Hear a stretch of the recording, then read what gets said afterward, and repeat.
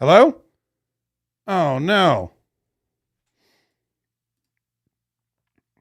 Stupid. Stupid, stupid, stupid.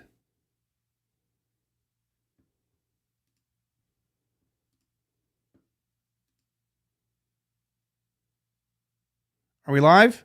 Oh, no. What is going on?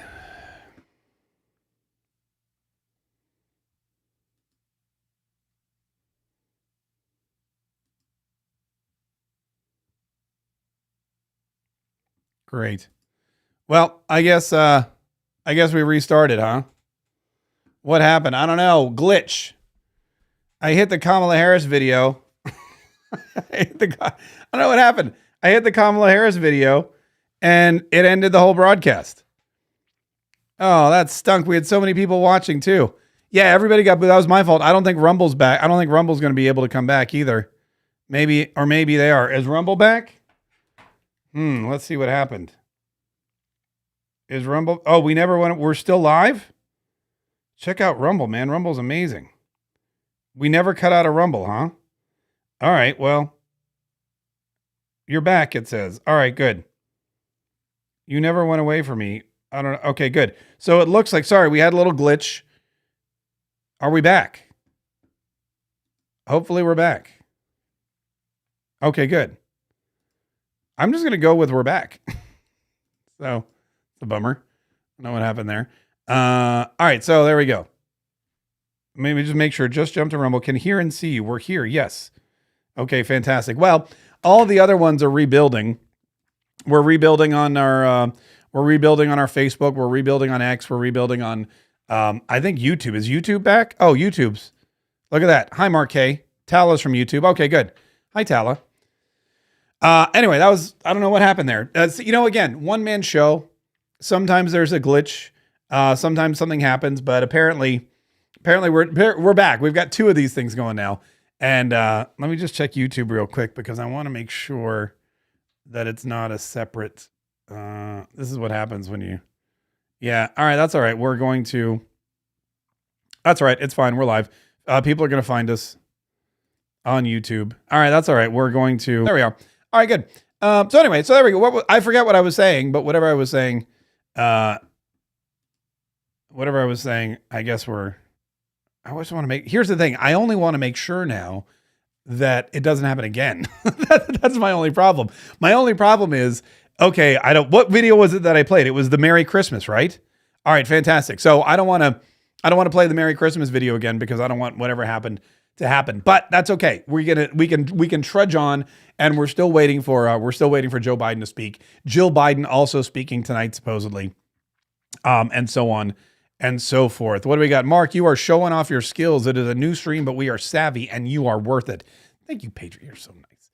You're so nice. Anyway, so what I was saying was the coupon code is Merry Christmas. You can also use Stolen Valor. Either one of them will work as well. Let me pull the Rumble back up. I'm amazed that Rumble didn't cut off. That's fantastic. I got to write to the Rumble guys and say, great job on keeping things going. Mark, you're doing great. Thanks, Crystal Fraser. I really appreciate it. Mark, please tell Pam hey for me. I sure will. She'll be in here in a minute to tell me to stop yelling. All right, good. Fantastic. We're back on Rumble. Let me just pop that back on. So we're clearly, by the way, going to go late because Chris Coons is supposedly speaking. Jamie Raskin is speaking right now, and we're still waiting on Joe Biden. And when Joe Biden speaks, it takes a very long time. So I imagine that, James Taylor's performing. I don't know if James Taylor's performing before Joe Biden or after Joe Biden. I don't know what the deal is there. But that's what's going to be going on a little later on tonight. So it looks like we're going to be going late. I thought it would be done by 11. Silly me. Because I'll tell you why. I thought Joe Biden would have to be in bed. I didn't know the guy would be able to stay up this late.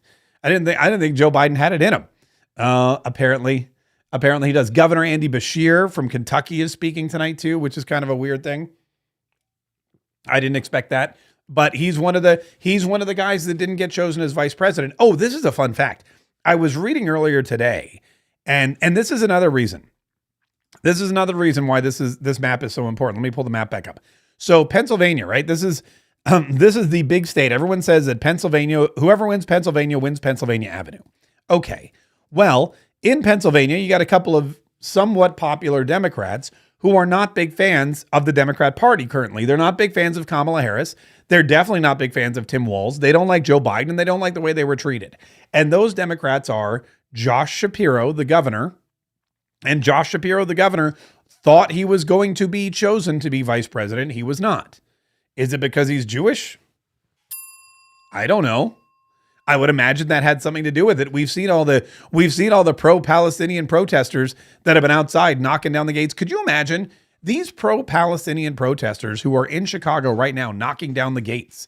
These pro-Palestinian protesters who are in Chicago right now, they're trying to figure out how to storm into the DNC. They're trying to attack the police. These people who are just nutso. What they're doing is they're angry because of the involvement that the Democrat Party and Joe Biden and the White House in America has in Israel. Well, could you imagine how upset these people would be if the vice presidential ticket were filled by a Jewish man?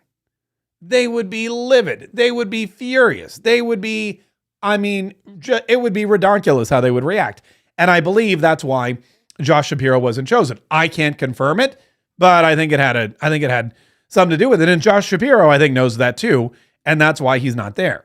John Fetterman, our good friend John Fetterman and his hoodies, he's not there either. And John Fetterman, like it or not, is a fairly popular person in Pennsylvania. And John Fetterman has openly supported Israel as well. John Fetterman has had open disagreements with the Democrat Party and the leadership. He's openly, he's gone against some of Joe Biden's positions. He's gone against, he's spoken out against some of the things that Joe Biden has said and done, and Kamala Harris and other people. So it's really interesting that neither of them are at the convention, and neither one of them are going to speak. And I know what you're thinking. Thank God John Fetterman's not going to speak, even though I'm a big fan of John Fetterman's speeches. I get a lot of good audio from John Fetterman's speeches. I get a lot of good sound bites whenever John Fetterman speaks. But that's neither here nor there. But the support from the Pennsylvania Democrat Party is non-existent. And choosing Tim Walz from Minnesota may have, and she was probably between a rock and a hard place, because someplace I'm sure she's been before. I'm sorry.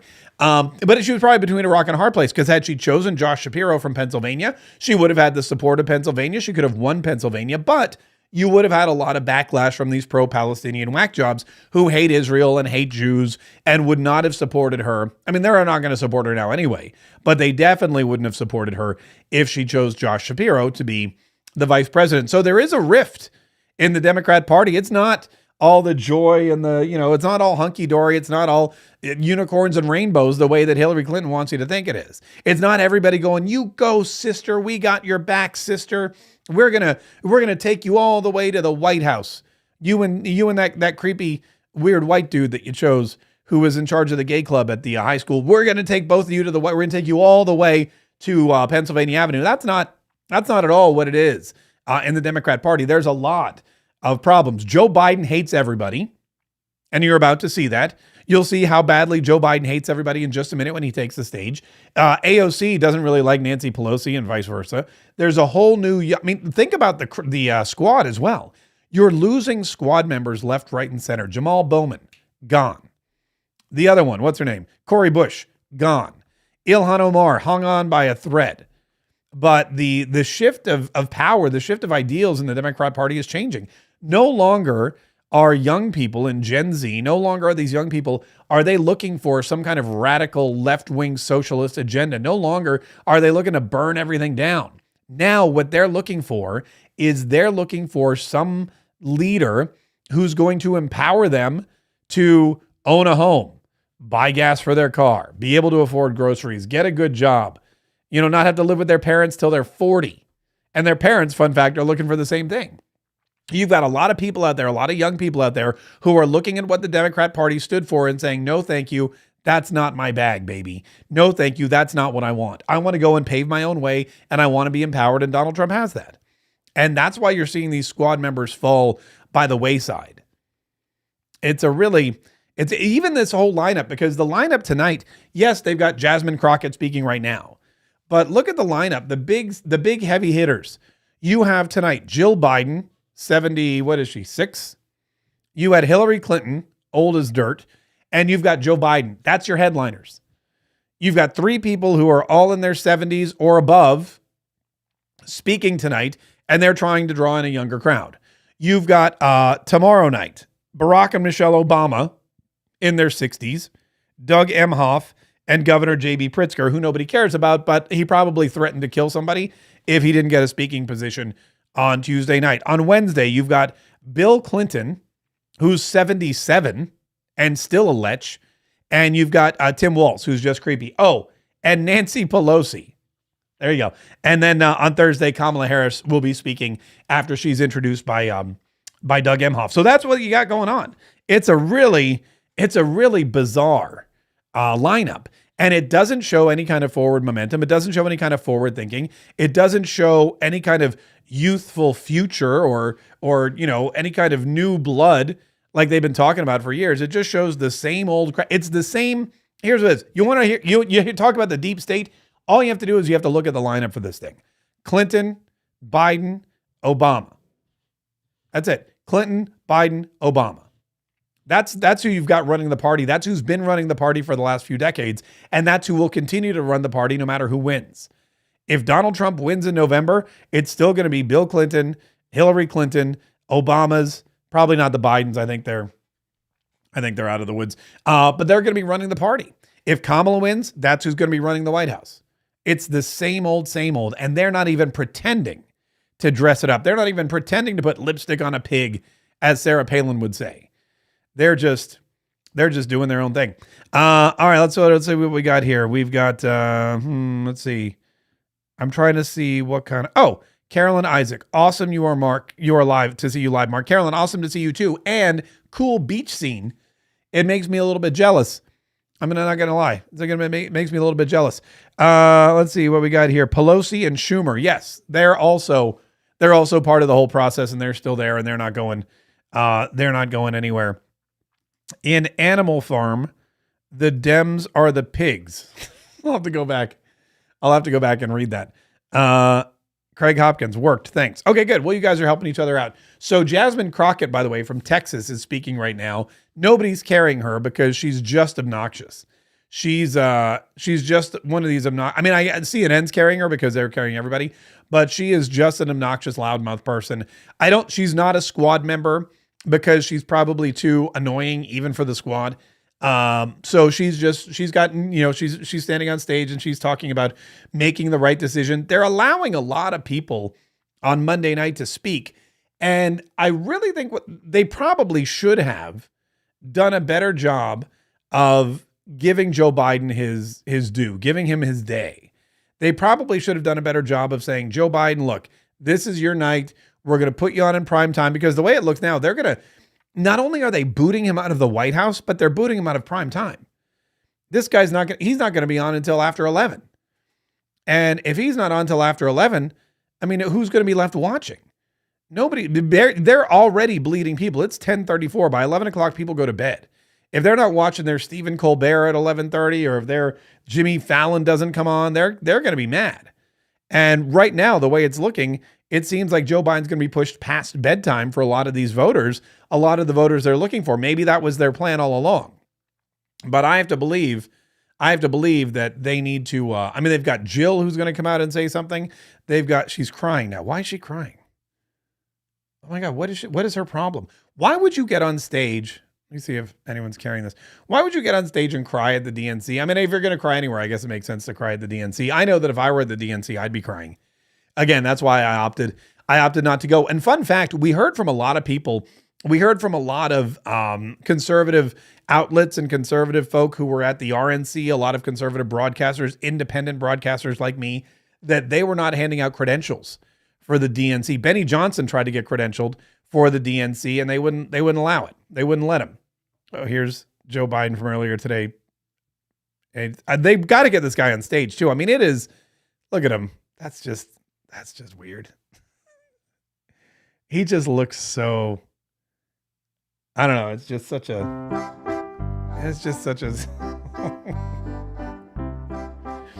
I don't know. Anyway, so what was I saying? Oh yeah. So they were shutting out credentials. They were shutting out the conservative reporters and the conservative podcasters and broadcasters, which to me is weird because when I went to the RNC, everybody was there. They had the Young Turks were there. They had a booth right around the corner for me. There was an Iranian television station which was there. I don't know if they were television or whatnot, but they were there. There were all kinds of people there. CNN was there. Jake Tapper, you may have seen. Jake Tapper ran from Laura Loomer, which was one of my favorite videos ever. I was chasing Laura Loomer and Jake Tapper through the Pfizer forum. It was amazing. So you had everybody was welcome. But at the DNC, rather, they say, look, they look at your credentials, they look at who you are, and they go, no, I'm sorry, you're not here. Now, Benny Johnson apparently is in Chicago anyway. He got a room at the Trump Tower at the Trump Hotel, and he's like, screw it, I'll just hang out at the Trump Hotel and I'll do my stuff there. But that's basically their ball game. Their game is to not just censor people, but also to cut people out, to shut people out, and to not allow people, the other voices to be heard.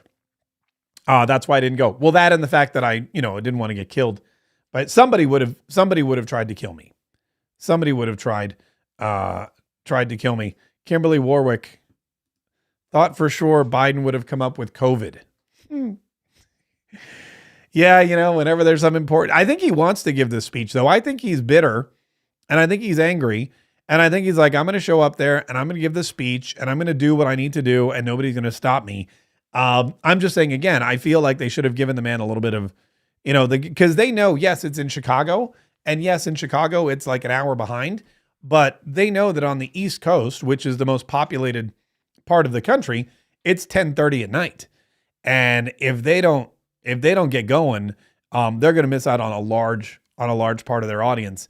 So they need to figure that out. But again, like I said, they're all into themselves. So we'll see.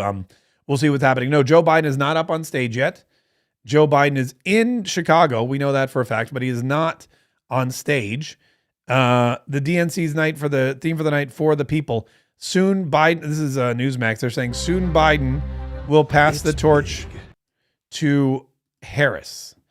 I wonder if there's actually going to be a torch. Wouldn't it be great if they actually had a torch?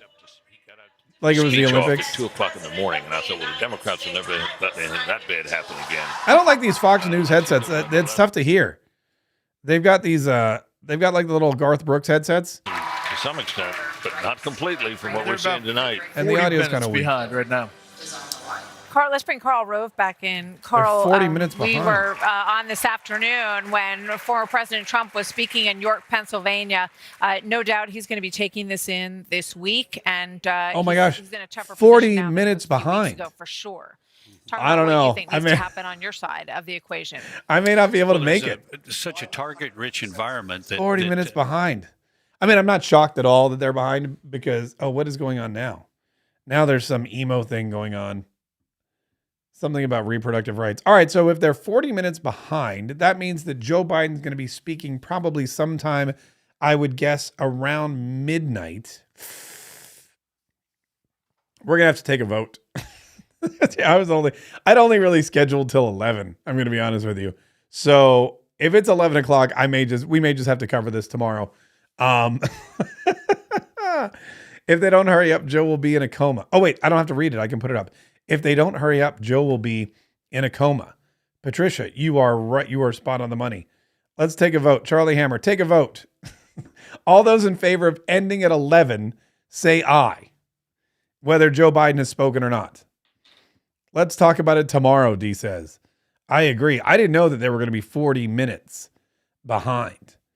And that's the other thing, kudos to the Republican Party. They had just as many speakers, but they were able to keep things. They really keep things pretty much on time. Lori Burkholder said, oh wait, her comment just disappeared. Wait, where are all the comments going? All my comments are disappearing now. That's weird. I'm just getting lines. Oh, here we go. They are 40 minutes behind because they can't wake up Joe Biden from his nap. That is true. Record it and talk about it tomorrow. Oh, I'm 100% I'm recording everything, and I will probably talk about it tonight. We'd only want to watch Biden for the comedic value. They always seem to be running slow. Stay up, please. Felicia wants to stay up for all of Biden. Okay. All right. We'll see. We'll see what happens. What happened to Jamie Raskin in the teleprompter? I don't know. I wasn't watching Jamie Raskin in the teleprompter because CNN, like I said, is the only one that's carrying everything. I guess maybe tomorrow night we'll have to watch CNN in the background because CNN carries everything. You don't have a job, Mark. J Love, that's true. It's only 9:41 in Illinois. YouTube and Facebook is trying to shut you down. That wasn't the case, actually. That was me trying to shut myself up. That was me trying to shut myself down or accidentally shutting myself down. But anyway, you might need more coffee tonight. Yeah, you know what? I stopped drinking coffee earlier. I was going to make some tea, but I didn't. But I didn't make some tea. All right, we'll see what happens. We'll see if anything else interesting happens. Because again, I'm going to be honest with you. What I really wanted to do was comment along with the speeches, like we did for Hillary, like we did for AOC. And really, they're doing themselves a disservice by filtering in all this fluff. It's like when you go to a band, like your favorite band, and they have a new album, and they like come out and they sing a couple hits, and you're like, yeah. And then all of a sudden they're like, we're going to play some tracks off our new album. And you're like, no. So you go get a beer and you go pee and that kind of thing. I feel like that's where we've been now for about 30 minutes. What do we have? We had AOC. She was pretty good. I mean, horrible, but fun to watch. Hillary Clinton we watched. And that was it. We haven't seen anything of interest. They've been throwing us Jamie Raskin and what's her name? Jasmine Crockett. And now we're getting something about abortion, which these people are all about. I mean, now they're doing some really emo thing about Caitlin Joshua, Louisiana resident, is talking about abortion, which is interesting. So, and her mom's there apparently. So they've got this bond. And then of course, you've got Joe Biden and Jill Biden, who were the main event, but they're not even speaking now till probably closer to midnight. So I'm a little upset. I'm going to write a strongly worded letter to the DNC. I have to be up at 5 a.m. I'm staying up until I am down for the count. All right. Thank you, Patriot Lindsay. We'll see what happens. Drink some whiskey. Here's the thing. I'm trying not to drink whiskey during the week anymore because, when you don't have a job, you just tend to drink a lot more whiskey. I said that. So the first couple months I was like, I don't have to work tomorrow. I'll just have a bourbon. And then I'll have like 9 bourbons. And then it was like the next day I'm like, I don't have to work tomorrow either. So I'll just keep throwing these things back. But now I'm like, look, I got stuff I have to do. There's work to be done. There's a show to do. We've got to do the podcast. So really what we're going to do is we're going to, I need to sleep better. So I'm limiting my alcohol intake to the weekends. And it's been working out great. I've been getting a lot, I've been sleeping a lot better. My eyes aren't as droopy and black, and I have a lot more energy throughout the day. So that's fantastic. What do we got? What do we got here? This is a good one. Miguel Torres. Hello, Miguel. President Trump is love for America. Sucks how entertainer James Taylor has to disappoint, says Leah Hunt on Rumble.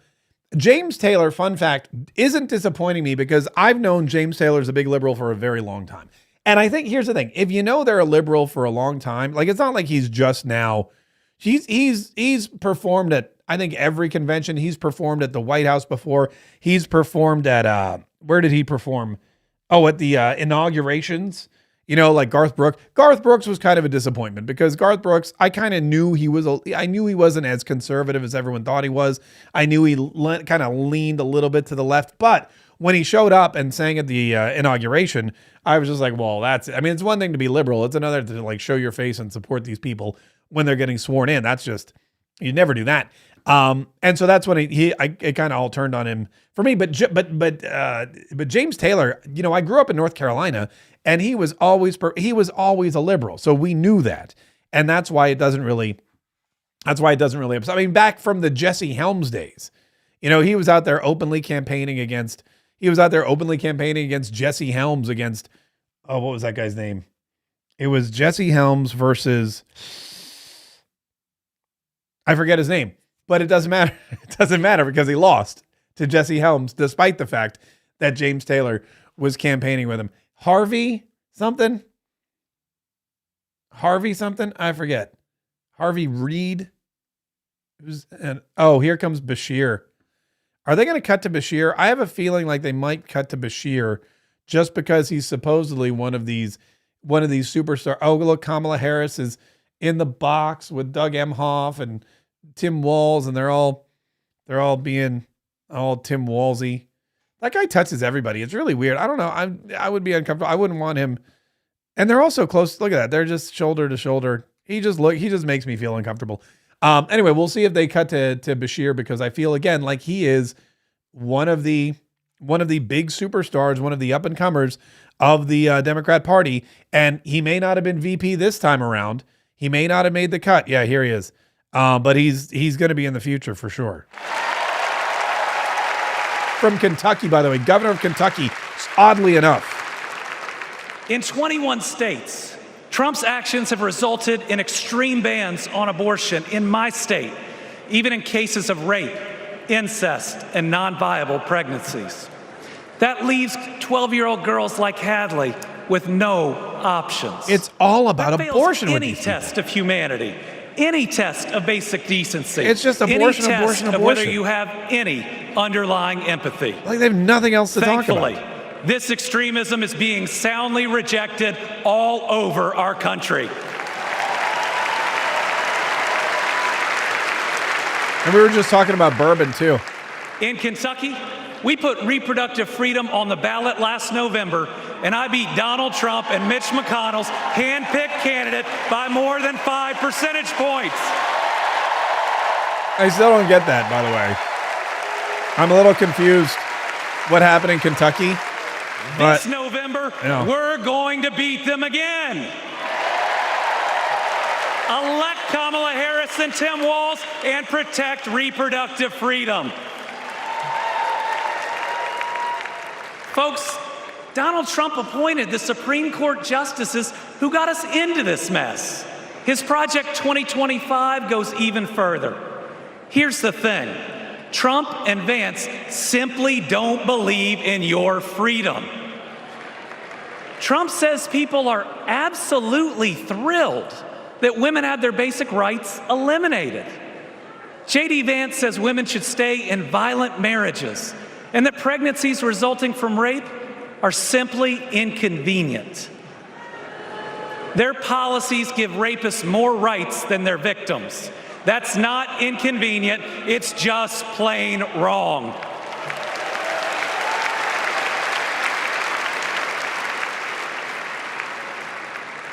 And a woman grieving a non-viable pregnancy shouldn't be required to carry it to term just to listen to her child die or to hear no sound at all. All women should have the freedom to make their own decisions. You know, it's interesting. Freedom over their own bodies. Freedom about whether to pursue IVF. Freedom about whether to have children at all. Freedom. Yeah, I don't get it either, Mindy. I don't know what's going on with Kentucky. There's something going. There's definitely an issue. How we treat people transcends party lines. Here's my problem. It goes right to the heart of who we are. Here's my problem. My faith teaches me the golden rule that I am to love my neighbor as myself. Unless it's a fetus. In the parable of the Good Samaritan says we are all each other's neighbors. So I want anyone watching tonight, Republican, Independent, Democrat, to know that you are welcome here. Oh, but you need an ID and you need to get through the security gates. We believe in America. And also, you can't get credentialed if you're a Republican. End anger politics once and for all, and move beyond this us versus them by remembering we are all Americans. Move against this us versus them by voting for us and not them is basically what he's saying. I don't understand. That's how Joe Biden and Kamala Harris lead. They both called to ask how they could help Kentucky in recovering from natural disasters. They helped us improve our roads, our bridges, and invested in our people. They didn't ask me who Kentuckians voted for. They asked me what Kentuckians needed, and folks, they delivered.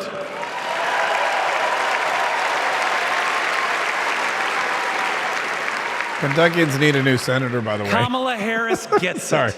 She knows we must move beyond Just anger, one. extremism, and division, that everyone has dignity and deserves respect. America, we're going to win.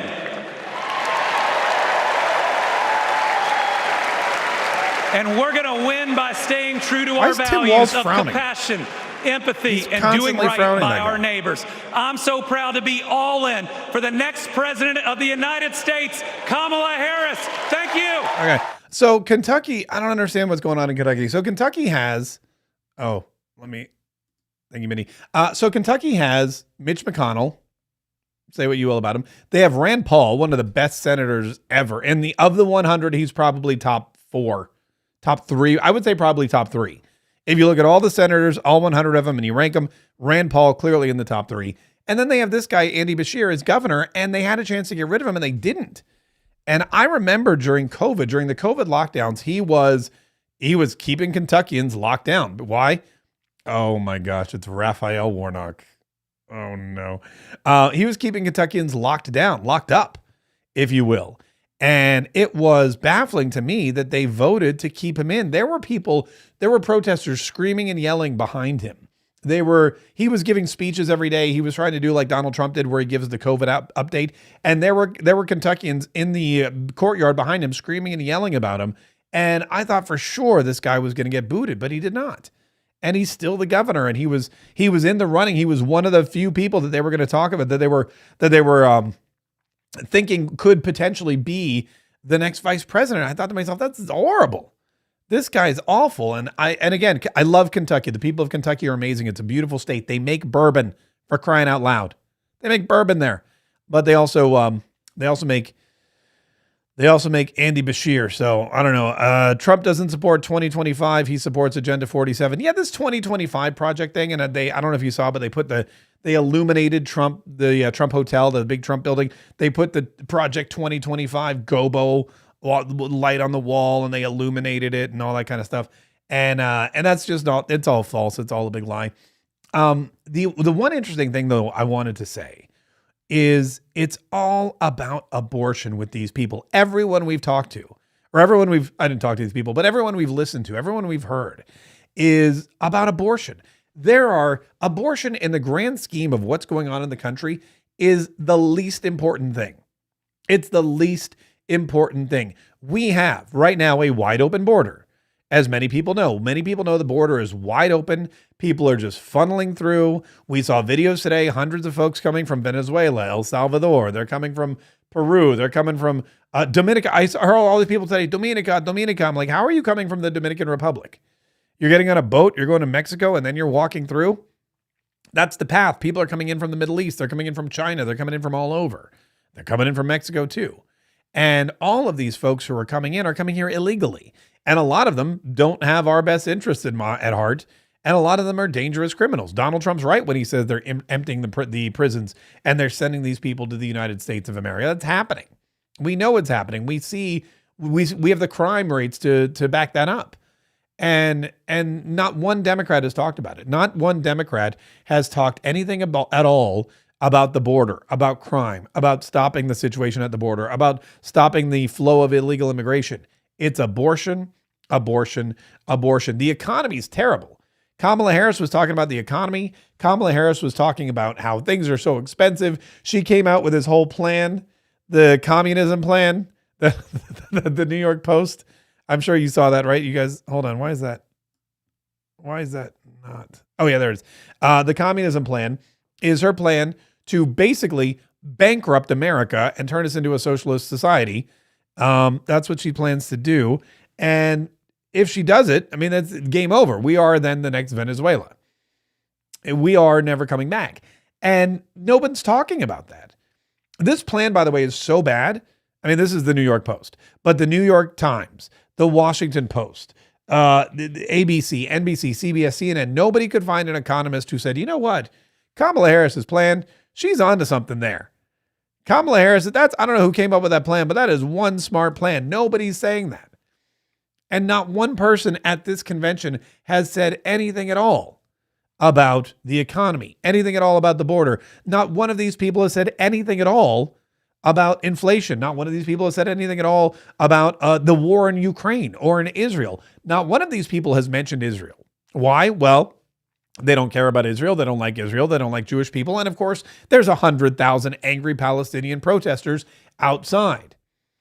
And probably a lot of angry Palestinian protesters inside the building too, but they're all in suits and they're called Democrats. So, AOC, for example, and that's another reason why Josh Shapiro's not there. That's another reason why John Fetterman's not there. The pro-Israel faction of the Democrat Party is probably so disgusted by the AOCs and the Kamala Harrises and the rest of and the Tim Walzes and all these other people that they don't want to be seen in the same room.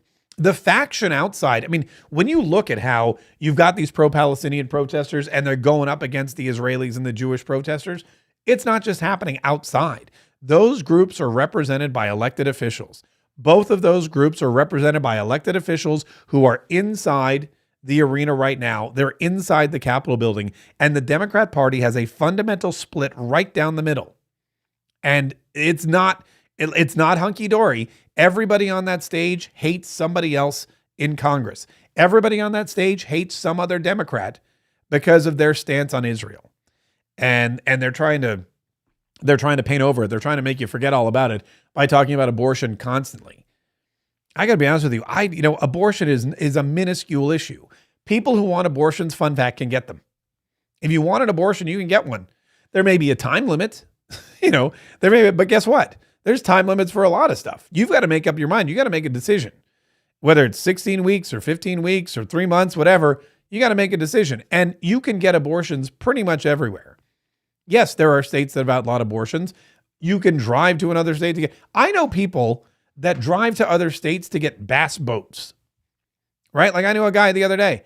He's like, "What are you doing this weekend?" He's like, "I'm driving to Georgia." I go, "Why?" He goes, "To get a bass boat." Now, keep in mind, okay, Georgia's a bad example because we're basically in Georgia, where we're in Jacksonville, Florida, which is 40 miles from Georgia. So it's, it's not that far a trip. But I know people that, he's like, he could have driven to Alabama. Why? Oh, I got a good deal and I'm picking up a bass boat. Oh yeah? Yeah, I got a good deal. I'm going to bring it on back. People go to other states all the time to get car parts, bass boats, to pick up their kids, to take their kids to college. How many parents have driven to a different state this month to go take their kid to a college? My niece is in college in North Carolina. Guess what? Her parents live in Maryland. They had to drive across several states just to take her to college. Why? They wanted to. Guy wanted a bass boat, so he drove to Alabama. They want to take their kid to college. What's another reason? Some people like to drive just for entertainment. If you want to go to another state, you will go to another state. So if you really want an abortion, get in the car and drive. I mean, there's no federal ban. There's plenty of places you can get it. It's not that big a deal. And it's not one of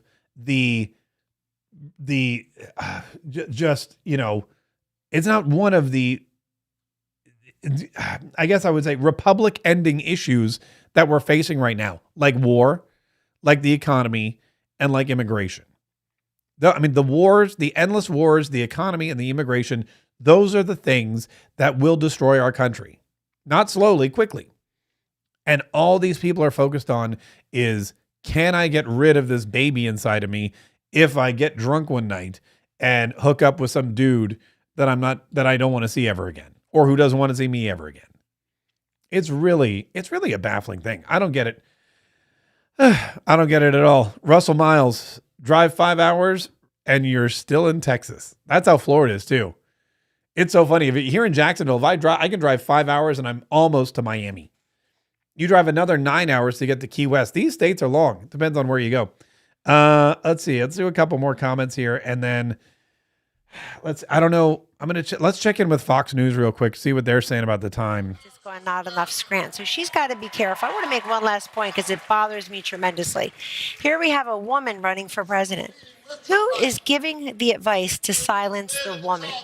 I find it, not even as a woman, I just find it as an American, disgraceful and disingenuous that we're so excited we have a woman and nobody wants her to speak. They don't want her to speak to the press. They don't want her to speak under the wing of the plane. They don't want her to do softball interviews. It's a terrible look. Give Hillary Clinton her due. She wasn't afraid to speak. What came out of her mouth sometimes was suspect or calling people irredeemable and deplorable. But the woman we're looking at right there on the split screen, the presidential nominee, to be the first female president of color in our nation's history, and her closest advisor is saying, zip it until you can read from the teleprompter this week. We're listening to the. I like Kellyanne Conway. By the way, I love the hair. I don't know. She got a little glow up there. She looks good. Kellyanne Conway. By the way, I don't know if you remember this story, but if you missed it, when I was at the RNC, I was walking back to my Airbnb and I had to walk by the hotel, which apparently this hotel was rented out by all of Fox News. I thought it was just Fox News, but apparently it was all media. And it was like a Hilton. It was right there. And then my Airbnb was right next door. So I walked by every night and they had a little store where I could get water. So I was walking into the store one day and I was going to get a couple bottles of water from the hotel store. And I see Fox News is set up in the parking lot right in front of the hotel, like a little roundabout. And they've got cameras and stuff. And there's a woman sitting on a stool and it's Kellyanne Conway. And I go, oh my God, I love her. So I pull out my phone and I start taking a picture and like 3 dudes run up and they're like, can I help you? And I go, no, I think I got it. And they're like, why are you taking a picture? And I'm looking at these. I go, it's Kellyanne Conway. And they're like, yeah, but why are you taking a picture? I go, I like Kellyanne Conway. And they go, and they look at me and they go, who are you with? And I was this close to going Newsmax, which I thought would have been really funny because it's all Fox News people. But I go, I'm just with myself. And the guy goes, I can't stop you from taking a picture. And I said, I know that. I understand. I'm quite familiar with the law. I know all about copyright law. I know all about photography law. I know all about, I know it all. And he goes, I can't stop you from taking a picture. I go, great, thanks. And I went, click, and I walked away. But these guys watched me the whole time I was in the store. One of them like followed me into the hotel. I'm like, what do you think I'm doing? You have Kellyanne Conway outside on the street with people walking by. You're about to broadcast her image across the world. What are you concerned about that like 150,000 people on my Instagram are going to see her? So what? It was really bizarre. But no, I liked what you had to say there. And she's right. Oh, the other time was when I went to the inauguration in 2017 when Donald Trump was getting inaugurated and the what do they call it? Washington Bureau. Thank you. The Washington Bureau of the company I used to work for was in the same building as Kellyanne Conway's consulting business because she was a consultant back then. She was hired as the campaign manager and she went and managed Donald Trump's campaign. Fun fact, she was the first female campaign manager to successfully elect a president of the United States. You never hear about that. You know, you talk about all these firsts for women. Everyone's always talking about how we're going to have the first female president, the first African-American female president. We've got the first, Speaker of the House, Nancy Pelosi, who was a woman, the first whatever. This is the first presidential campaign that was successfully run by a woman was Donald Trump's campaign in 2016. And Kellyanne Conway was the one calling the shots. She was the one pulling the strings. She was the one making the decision. She's the one that got him into the White House. And so you never hear about that. Anyway, I'm in the building. And there's the restroom on the floor, whatever. And I'm in the morning and I'm having my coffee and stuff. I'm like, I have to go to the bathroom. And so I'm walking out and I walk down the hallway toward the bathroom and I'm passing all these doors and I see a newspaper, right? And I go, oh, and I look around, I'm like, nobody's there. It's like the morning of the inauguration. I know everyone in this building is taken off of work. And I go, I'm just gonna take this newspaper to the restroom with me and read it. And so I grab the newspaper and I put it under my arm and I go to the restroom and I go to my little stall and I pop open the newspaper and I'm reading it. And at the top is a sticker for the delivery address. They have those stickers for the delivery address. So at the top is the delivery address and it says Kellyanne Conway and then her address. And I looked at it. I was like, oh my God, it was the Wall Street Journal. And I go, oh my God. And I finished up and I took the paper and I went back to the Washington Bureau and I was talking to my friend Jeremy. I go, I just stole Kellyanne Conway's newspaper. And he looks at me, he goes, well, why don't you go put it back? And I said, absolutely not. I go, she just won an election. She just became the first female to ever win a presidential election as a campaign manager. I'm keeping this. So I still have it somewhere. It's in a folder somewhere, but it's the newspaper I stole from Kellyanne Conway when I went to go use the bathroom. Anyway, so that was my Kellyanne Conway story. Raphael Warnock is just now finishing up. And I believe that means we're getting closer and closer to President Joe Biden, closer and closer to Jill Biden. Here comes Chris Coons. All right, so here's what I think is going to happen. I think Chris Coons is going to speak. He's the senator from Delaware. He's a creepazoid. He's probably going to talk about Joe Biden because, he's from Delaware.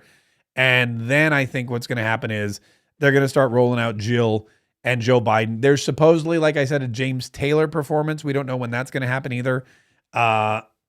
Maybe we'll take a listen to Chris Coons because I imagine he's going to wax poetic about Joe.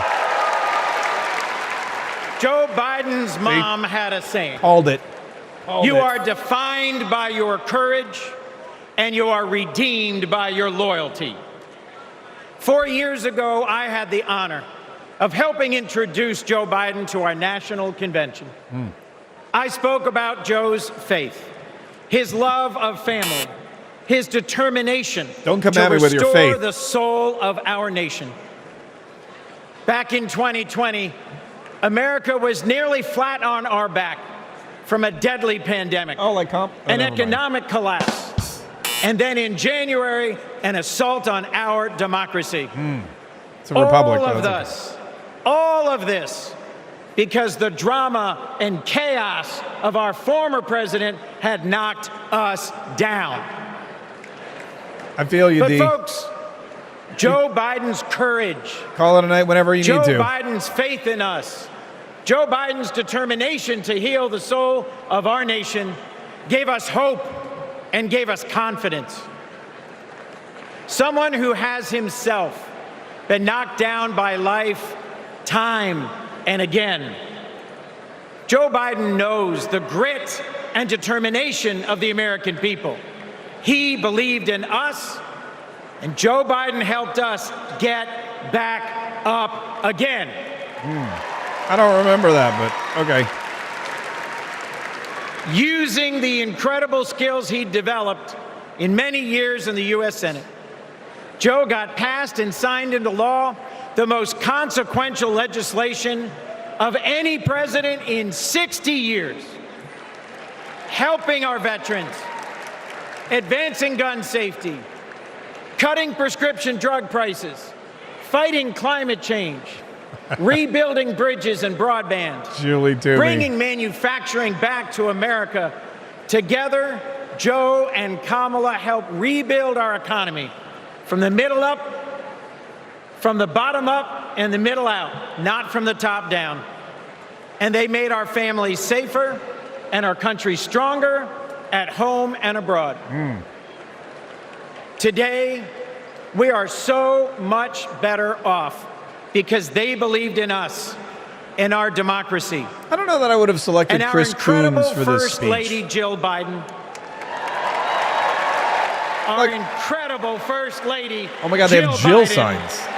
They literally have signs that say Jill. Our incredible First Lady Jill Biden. Why are you saying it 5 times? Who handed out the was Jill at signs? Joe's side every step of the way. Well, somebody had to be at his Fighting side. for education. Oh. Advancing the cancer moonshot, determined to improve women's health care, honoring military families. I don't know. Joe and Jill together, you have done so much for us. I don't know about and this there's guy. so much more you will do and we can do. Chris Coons together. is one of those weird kind of milquetoast Mr. senators. President, I don't know that I know it's Thank you. he's from Delaware and they have a long Thank history you and what he for took Joe Biden's elevating seat a and all that kind of great stuff. leader in Kamala Harris. I don't know. I don't know that he's the guy I would have picked. Also, she's not a great leader. She was just the next one up. Vice President Harris, thank you for choosing a great running mate with a heart for the middle class like yours in Sergeant, Congressman, Coach, Governor Tim Walz. True. That was agreed. I have hope. Do you?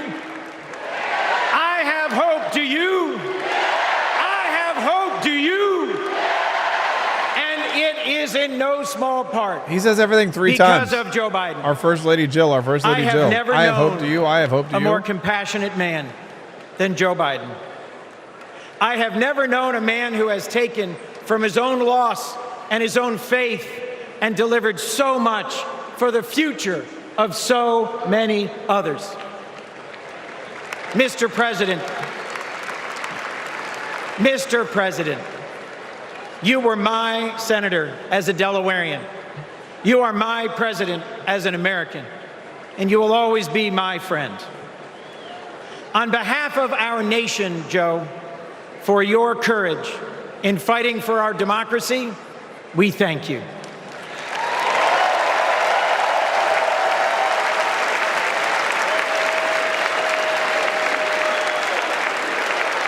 On behalf of our Democratic Party, for your loyalty in fighting for our democratic values, we thank you.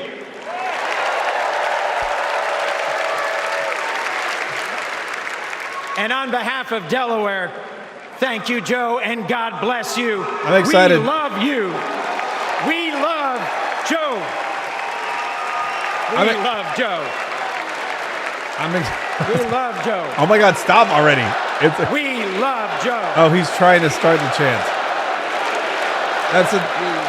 Yeah, see, if the chant doesn't start organically, it's very difficult. We love Joe. God bless you, and thank you very much. It's very difficult to start a chant. Unless it starts organically, like lock her up or USA, USA, it's very difficult. And it's kind of embarrassing, too, when you have to tell people over and over again, say, hey, we love Joe.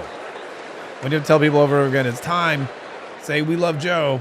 That's when it gets really... Hi, I'm Vivian Werewell, and I'm a 4th grade student. I don't know who you are, but I don't think that you should be showing little girls at the Joe Biden event either. That's just my personal opinion. You know, he's got a history. Anyway, it doesn't matter. So we're going to see... I don't know what we're going to see. I don't know how much longer this thing is going to go. So Chris Coons comes out and he talks about Joe Biden, and he's from Delaware, and that's why. And now it looks like we're down to Jill Biden. Oh, yeah, here she is. Okay. So this little girl, I believe, is talking about Jill.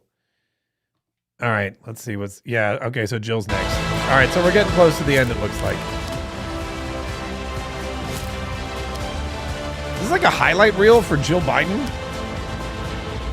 Like a sizzle reel? Now it is my honor to introduce our First Lady, Dr. Jill Biden. Oh, it's a hype video. There's more. There's more crying. Wow. I didn't know that First Ladies got hype videos. All right. Please welcome First Lady of the United States, Jill Biden. Not for long. In the wrong way. Oh, no, they say Jill on both sides. Thank you. I guess these people are too dumb. They couldn't do two-sided signs. These people are too dumb for that. All right, let's hear what she has to say. Thank you. Thank you so much. Love you too. Joe and I have been together for almost 50 years. Wow. And still, there are moments when I fall in love with him all over again. Or just fall. I just fall with him. Like when I handed him our baby Ashley for the first time and saw the smile that lit up his face. Someone to shower with. Or on nights after an exhausting day working in the Senate, when he would read one more bedtime story just because the kids asked. When he stops on a rope line because he sees someone grieving who needs to know that everything is going to be all right one day. You know, I know what grieving's Or like. to encourage My that son, child Bo. with a stutter to find the confidence she needs. Those moments when I'm reminded of all he's accomplished in the name of something bigger than himself. Receiving the Medal of Freedom with humility.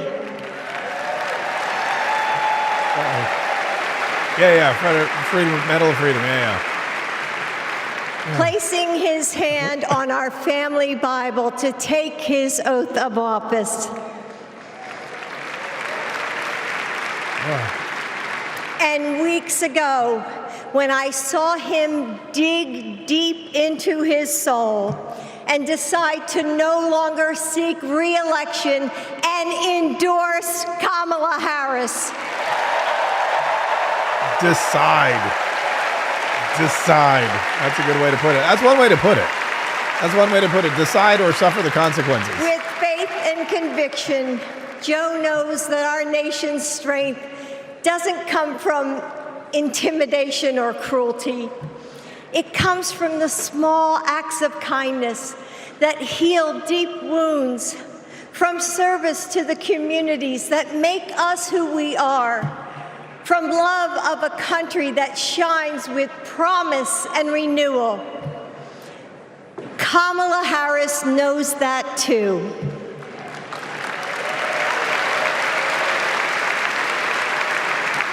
Our son Beau first worked with Kamala when he was Attorney General of Delaware. He told me at the dinner table one night, "Mom, she's special. Someone to keep your eye on." And he was right. That's exactly right. Joe and I know She's special, Kamala. all right. We have seen her courage, her determination, Keep your eye and on her. her leadership up close. Kamala and Tim, you will win.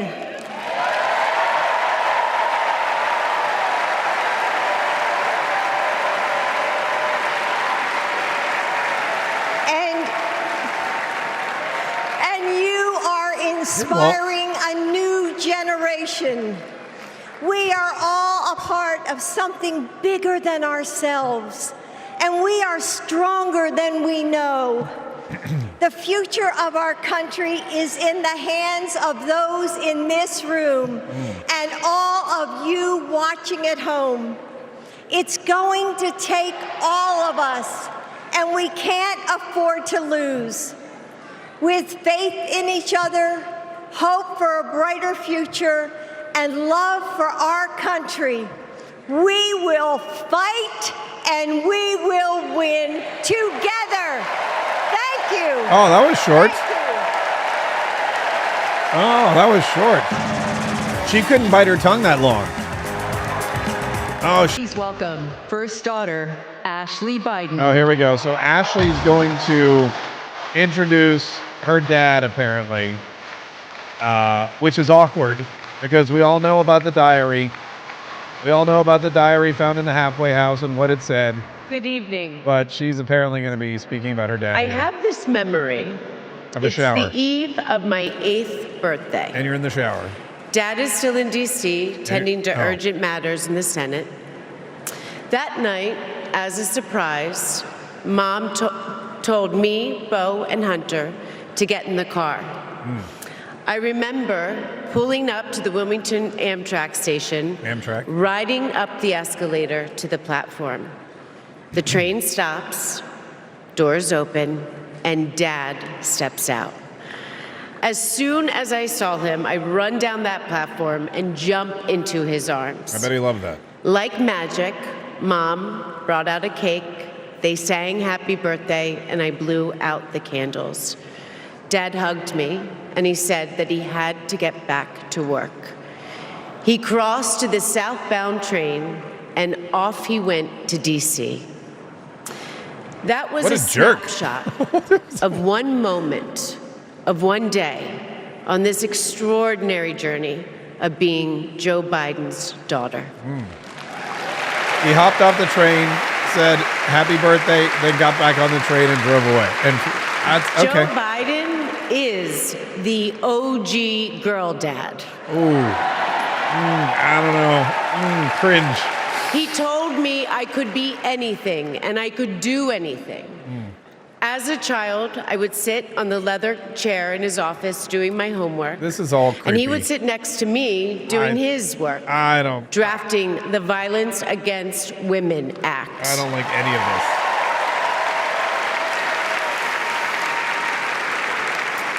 I don't like any And of he this. wasn't just a girl dad. I don't like that I could phrase. see, and he wasn't just a girl dad. I could see that Oh. he valued and trusted Teleprompter. women. Teleprompter skipped. How he listened to his mother, how he believed in his sister, and most of all, how he respected my mother's career. Dr. Jill Biden. Dad was always there, doing everything he could to be a true partner to her. Dad, you always tell us, but we don't tell you enough, that you are the love of our lives and the life of our love. See, it's because of the money. It's because of the millions of dollars. This is what happens when you get millions of dollars from China. In my parents' backyard. You'll do and say anything about it. My dad anyway. was vice president. But he was also that dad who literally set up the entire reception. He was riding around in his John Deere four-wheeler, fixing the place settings, arranging the plants, and by the way, he was very emotional. I thought that I would be a mess, but he was the one crying, and I was the one who had to comfort him. Before he walked me down the aisle, he turned to me and said that he would always be my best friend. All these years later, Dad, you are still my best friend. His example in service inspired my career. I'm a social worker in Philadelphia.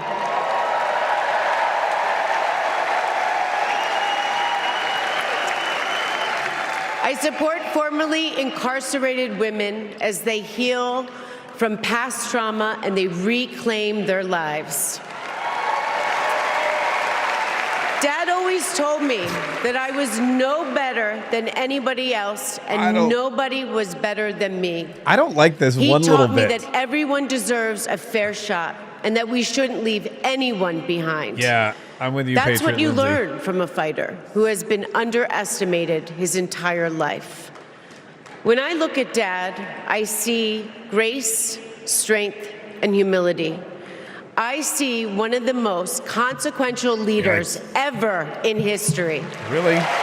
This is like how they make hostages say and do things so that you feel like they're okay, but they're not really. He never stops thinking about you, about your dreams, about your dignity, about your opportunities, about your family. Yeah, stop thinking about my family, Joe. Dad knows that family is everything. When Hunter and I lost our brother Bo to cancer in 2015, the grief and the pain felt like it might never end. Dad had the capacity to step out of his own pain and absorb ours. And I know that Bo is here with us tonight, as he is always with us. Hunter, however, is not there.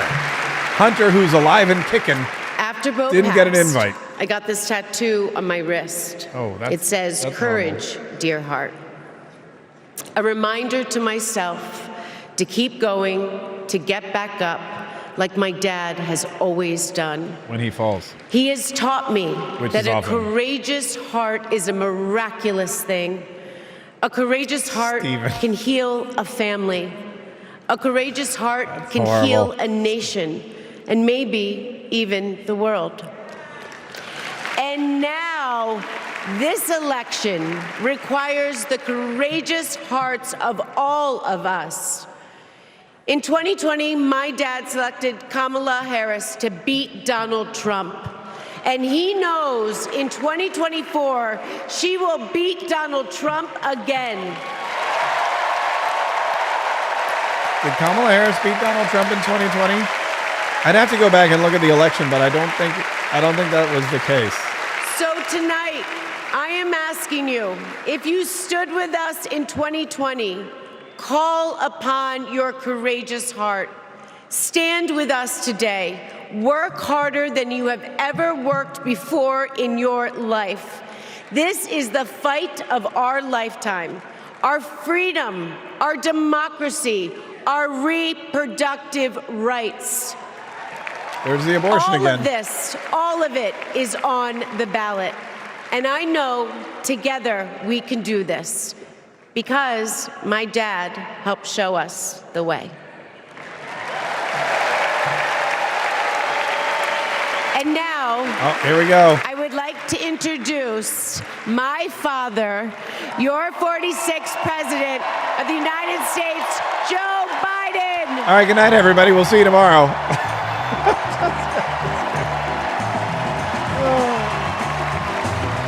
Oh, no. Oh, don't kiss him on the mouth. Just don't. That's too long. That's too long. Let her go. That's too long. That's too long an embrace. No, stop looking at her like that. Oh, this is not going to do well for the room at all. Oh, he's crying.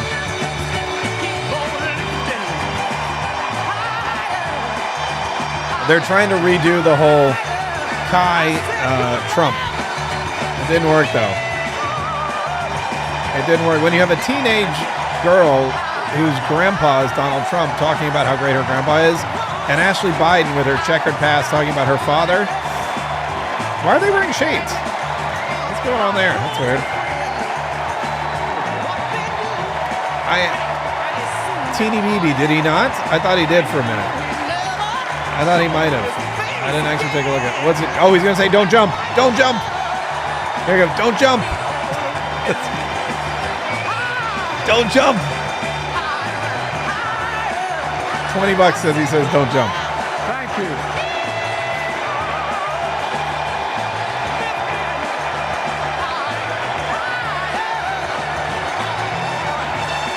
I'm telling you, don't jump. Steven's right. Andrew gets it, right?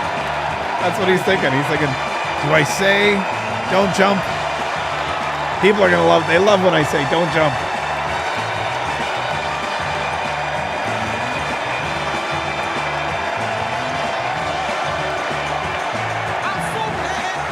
Thank you, thank you, thank you.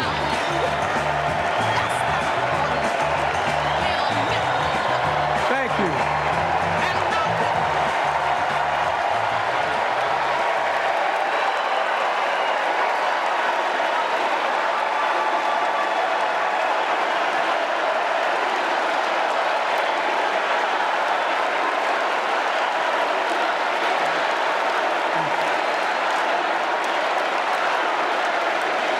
Thank you, thank you, thank you.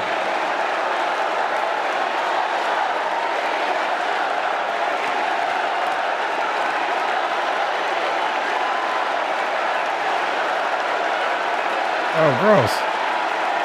He's picking boogers. Thank you, thank you, thank you.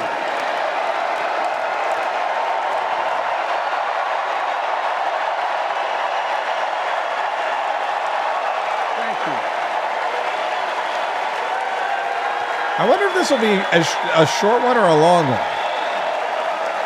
I wonder if he's going to be like, I'm going to milk this for all it's worth, or if he's like, I just want to get out of here. Thank you.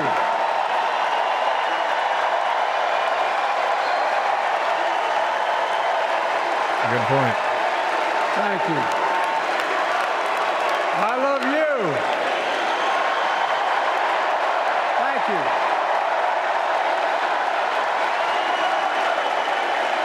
Thank you, thank you, thank you.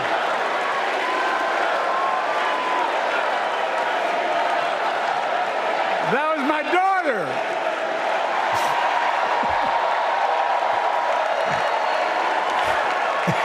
That's correct. Good job, Joe. Thank you. Good job, Joe. You answered all the questions. Oh,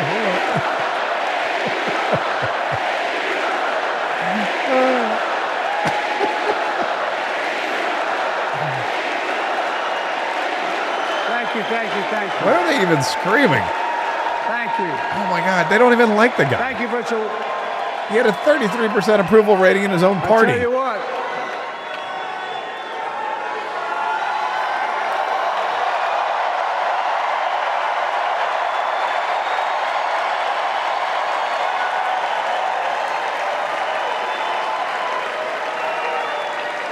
To my dearest daughter Ashley.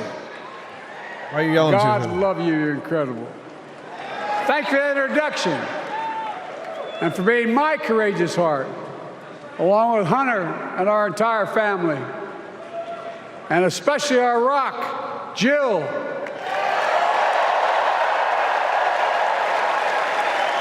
who, as those of you who know us, she still leaves me both breathless and speechless. Everybody knows her. I love her more than she loves me. She walks down the stairs and I still get that going boom, boom, boom. You all will know me. No, not kidding. Let's give a special round of applause to our First Lady, Jill Biden. I've had these headphones on so long. They're like stuck to the side of my head.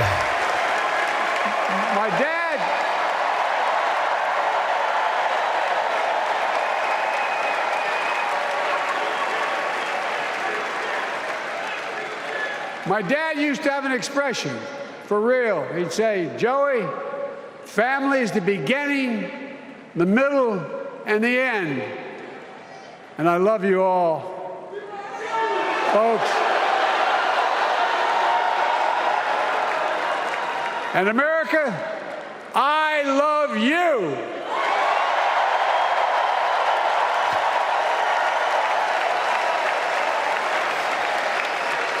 Folks, let me ask you.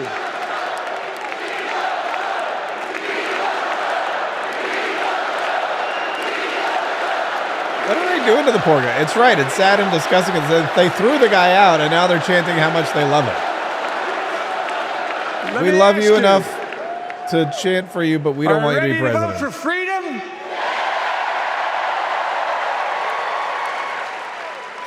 Are you ready to vote for democracy and for America?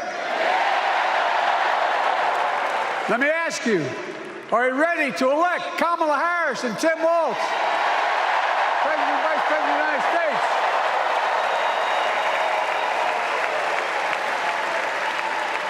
My fellow Democrats, my fellow Americans, nearly 4 years ago, in winter, on the steps of the Capitol, on a cold January day, I raised my right hand and I swore an oath to you and to God to preserve, protect, and defend the Constitution and to faithfully execute the office of the President of the United States.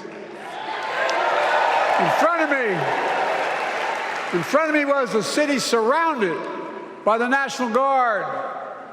Behind me, a Capitol just 2 weeks before had been overrun by a violent mob. But I knew then, from the bottom of my heart, that I knew now, there is no place in America for political violence. None. You cannot say you love your country only when you win.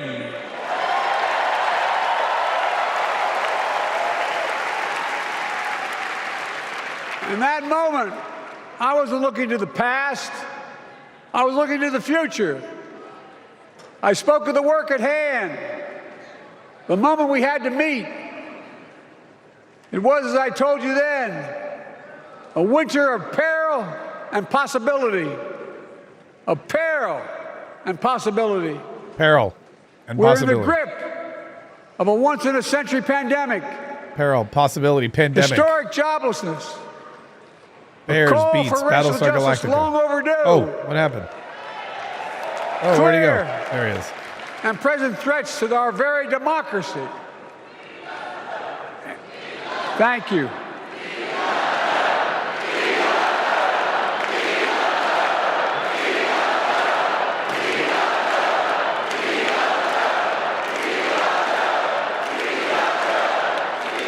And yet I believed then, and I believe now, that progress was and is possible.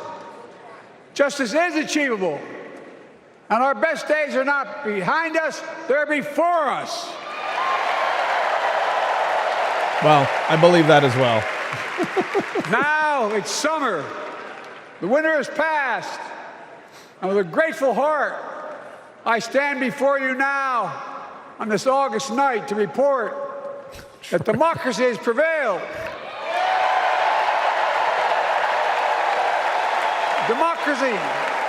Democracy has delivered.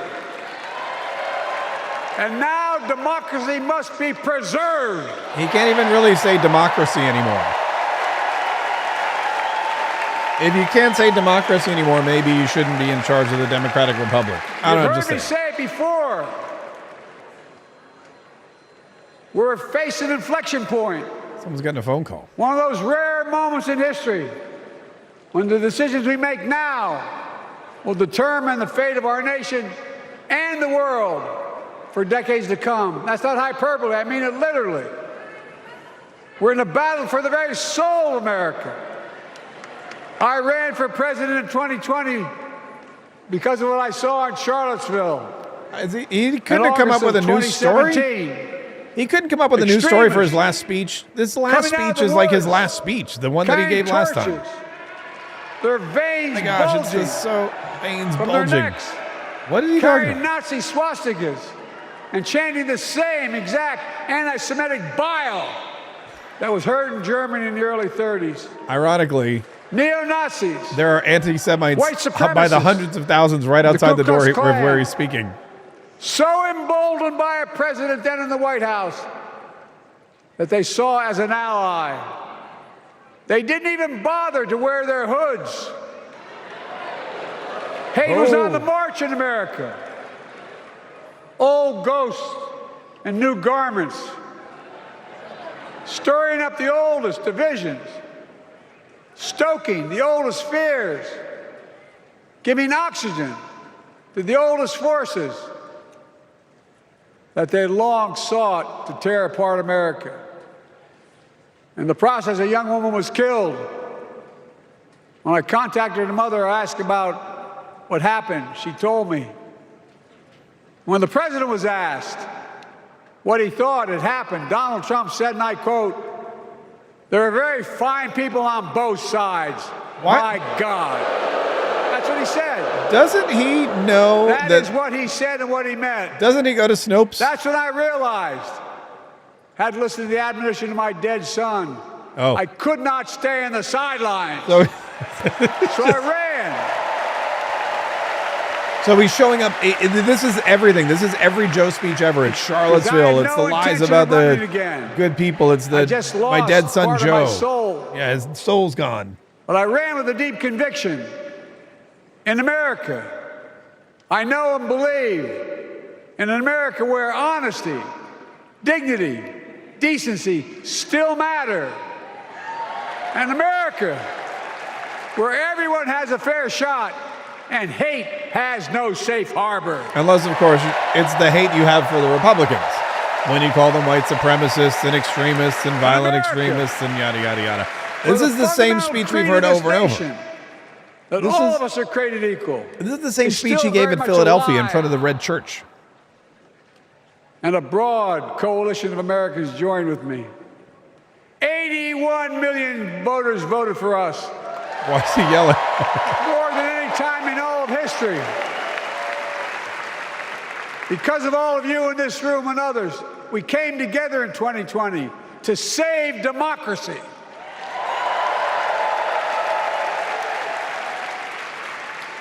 As your president, I've been determined to keep America moving forward, not going back, to stand against hate and violence in all its forms, to be a nation where we not only live with but thrive on diversity, demonizing no one, leaving no one behind, and becoming the nation that we profess to be.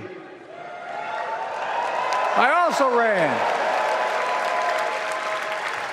to rebuild the backbone of America, the middle class.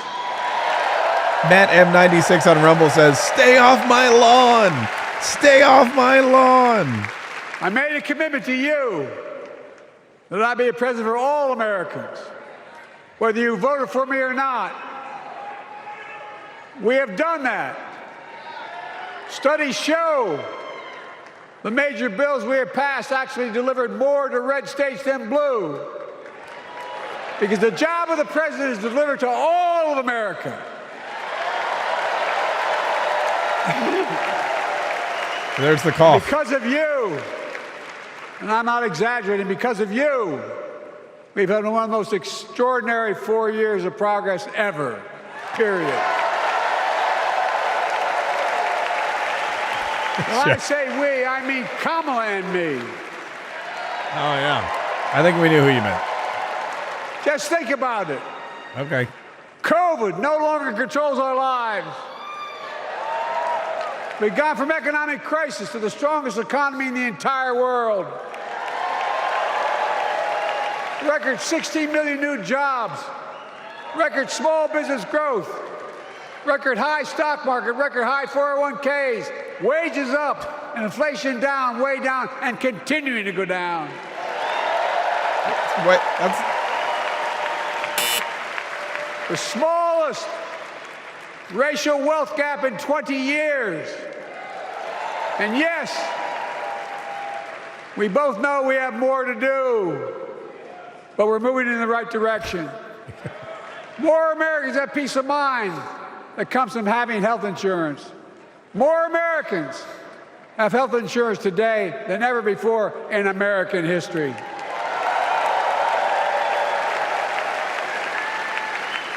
And after, as a young senator beginning to fight for 50 years to give Medicare the power to negotiate low prescription drug prices, we finally beat Big Pharma. Now it's where, the drugs are wearing off. It's getting late. He's standing too long. Cast the tie-breaking vote. Vice President, soon-to-be President Kamala Harris. Vice President, soon-to-be President. Vice President, soon-to-be President. And now it's the law of the land. Instead of paying $400 a month for insulin, seniors with diabetes will pay $35 a month. The law we passed already includes, starting in January, every senior's total prescription cost can be capped at $2,000 no matter how expensive the drugs they have. And what we don't focus on, and our Republican friends don't seem to understand, our reforms don't just save seniors money, they save the American taxpayers money. You know what we just passed saves? It saved $160 billion over the next decade. That's not hyperbole. It's because Medicare no longer has to pay those exorbitant prices. He says that's not hyperbole a lot, which makes me think it may actually be hyperbole. Well, thank you, Kamala, too.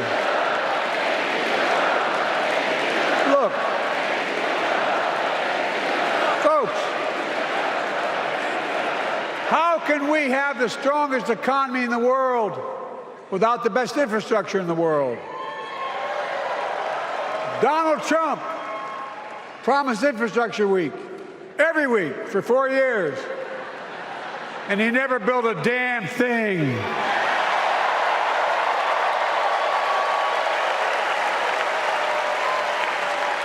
But now, because of what Kamala and I have done, remember we were told we couldn't get it done. Remember when we came into office, we couldn't get anything passed?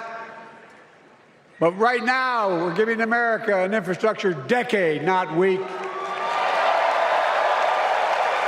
We're modernizing our roads, our bridges, our ports, our airports, our trains, our buses. We're removing every lead pipe from schools and homes so every child can drink clean water.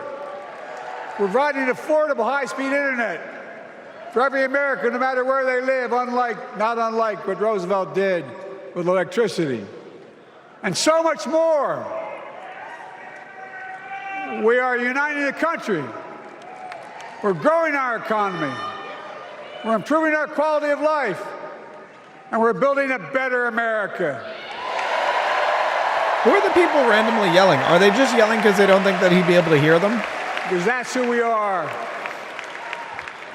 How can we be the strongest nation in the world without leading the world in science and technology? After years of importing 90% of our semiconductor chips from abroad, which America invented those chips. Our Chips and Science Act meant that private companies from around the world are now investing literally tens of billions of dollars to build new chip factories right here in America.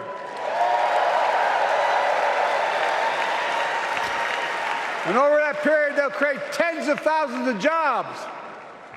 And many of those jobs in the so-called fabs, the buildings that make the chips, that's being constructed now.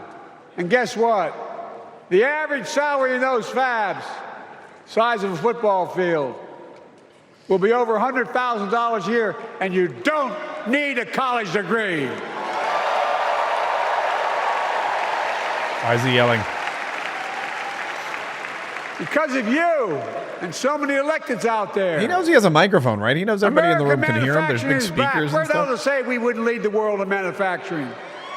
800,000 new manufacturing jobs.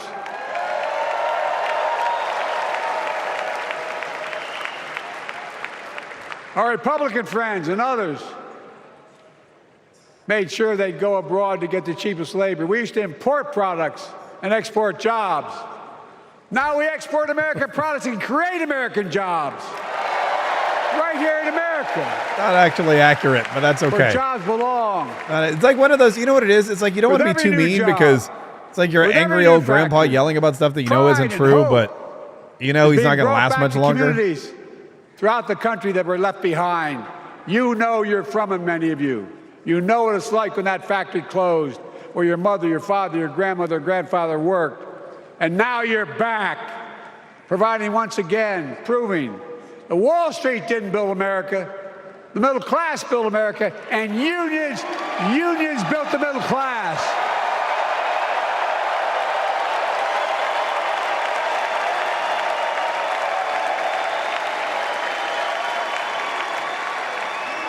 It's been my view since I came to the Senate.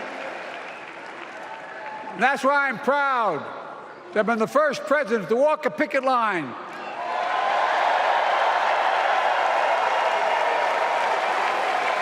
And be labeled the most pro-union president in history, and I accept it.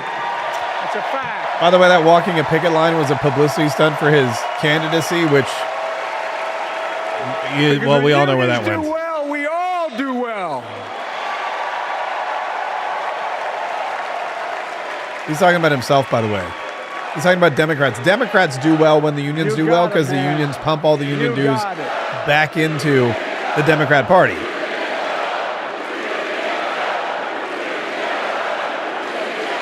I agree. I'm proud.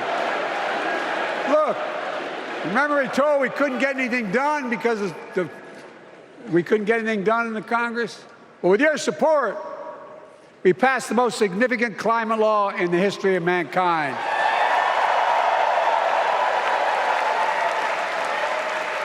Over $370 billion. Cutting carbon emissions in half by 2030. Launching a climate corps, similar to AmeriCorps and Peace Corps, creating tens of thousands of jobs for young people of the future who are going to make sure this continues. Creating hundreds of thousands of jobs in clean energy for American workers, including the IBEW installing 500,000 charging stations all across America. And in the process, reducing carbon emissions. And we're seeing it. We're seeing to it that the first beneficiaries of environmental initiatives are those fence-line communities that have been smothered by the legacy of pollution. Louisiana and Delaware, Route 9, all the factories, all those chemical factories are right next to the poorest neighborhoods. They're the ones we're going to bring back.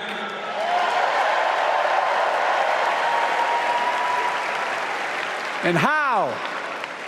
How can we be the greatest nation in the world without the best education system in the world? Donald Trump and the Republican friends, they not only can't think, they can't read very well. Seriously, think about it. Look at their Project 2025.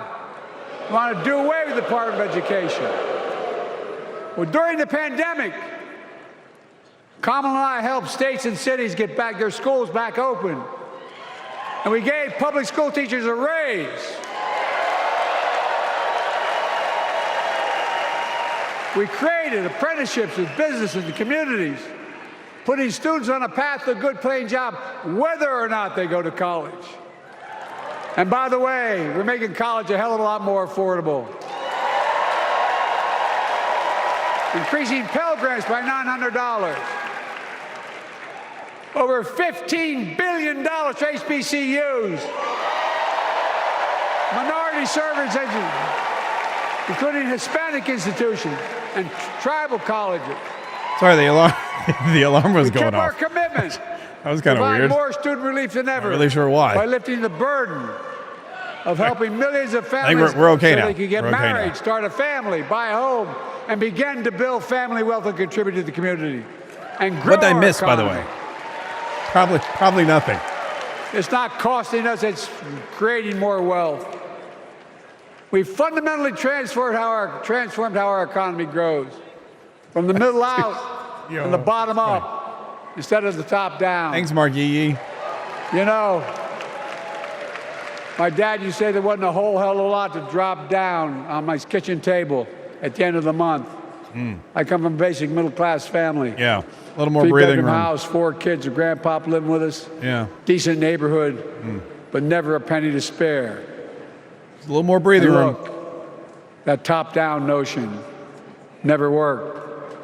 A lot of Democrats didn't think it worked, thought it worked, but it doesn't. It actually worked really well during And Reagan. when we did all that, what we've done, everybody can do well. Everybody.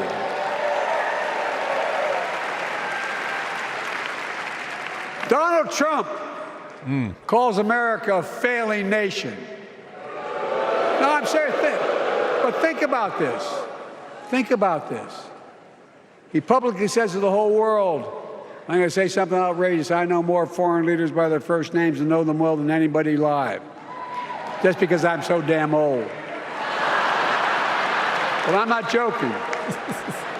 Think of the message he sends around the world when he talks about America being a failing nation. He says we're losing. He's the loser. He's dead wrong. I mean, I feel like you're just mad because you're the reason we're Many of you losing. are very successful people who travel the world. Name me a country in the world that doesn't think we're the leading nation in the world. Without America. China. Not a joke. Think about it. China. I mean literal. Who could lead the world other than the United States of America? Well, China thinks they could. Well, guess what? America's winning, and the world's better off for it. America's more prosperous, and Americans are safer today than under Donald Trump. Trump continues to lie about crime in America. He's starting like to short everything circuit. else. Guess what? Yeah. The On wheels, his watch, the wheels the are about murder to come rate went off. up 30%, the biggest increase in history. Meanwhile, we made the largest investment, Kamala and I, in public safety ever. Did you? Now, While you were defunding the police? murder rate is falling faster than any time in history. Wait, Violent crime has dropped to the lowest level in more than 50 years. Does the investment in crime mean when And she was crime bailing will keep people out in coming down. Minnesota? Is that what you're talking about? When we put a prosecutor in the Oval Office instead of a convicted felon.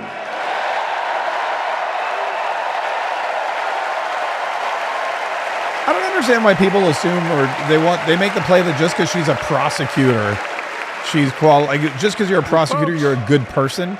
I know a lot of prosecutors. They're not nice people. Senator from California and I passed the first ban on assault weapons. And guess what? It worked. If we care about public safety, we need to prevent gun violence.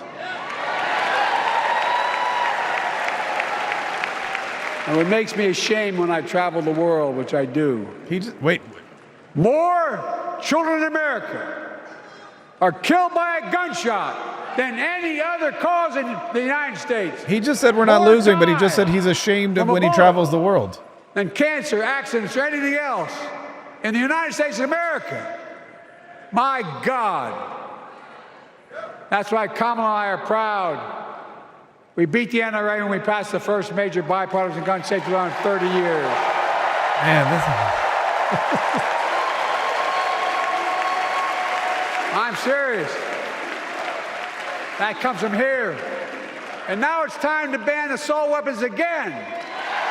Wait a minute. If you banned assault weapons once, why are you banning them again? Oh, because it expired. Universal background checks.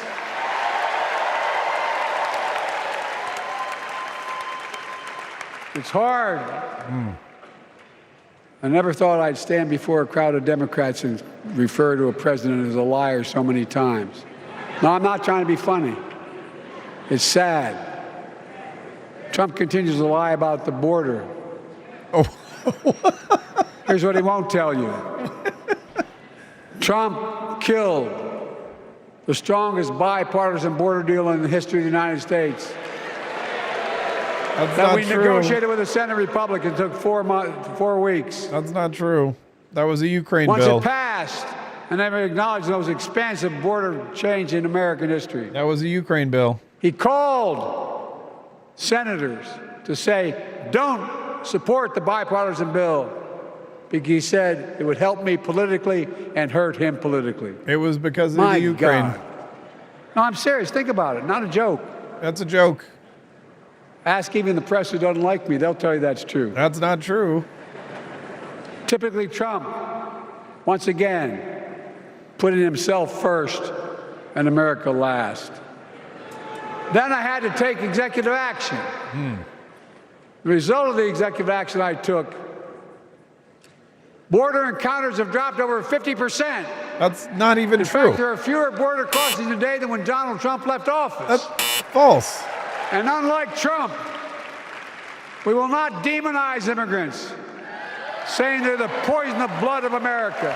Do we feel poison the blood of our country? Do we feel that CNN is going to fact check this later? Probably not, right? Kamala and I are committed to strengthening legal immigration. I'm guessing there's no fact checking. Protecting dreamers and more. Yeah. This is just, he gets to say whatever he wants. No one's going to back it up. No one's going to say, hey, that's actually not true. And here's what else I believe in. That's what I figured. Protecting your freedom to vote, your freedom to love who you love.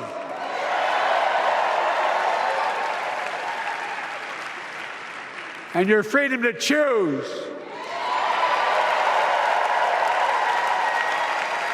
In its decision overturning Roe v. Wade, as you heard earlier tonight, the United States Supreme Court majority wrote the following, quote, women are not without electoral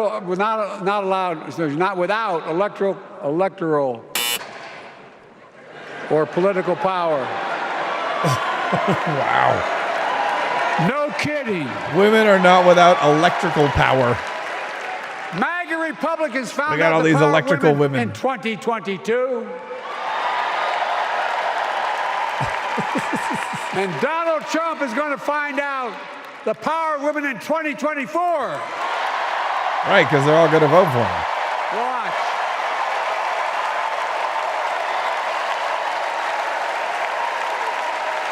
Electrical women. And where Trump and his mega Republican right-wingers seek to erase history, we Democrats continue to write history and make more history. I'm proud to have kept my commitment to appoint the first black woman in the United States Supreme Court.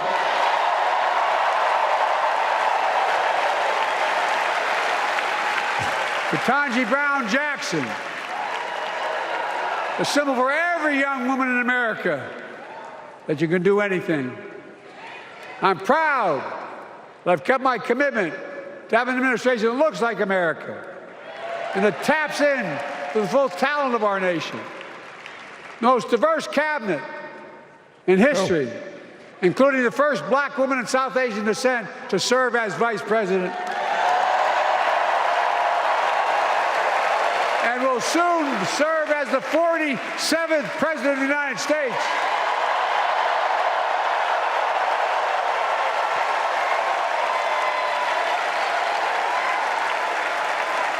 She is good. Look. Thank you, Kamala.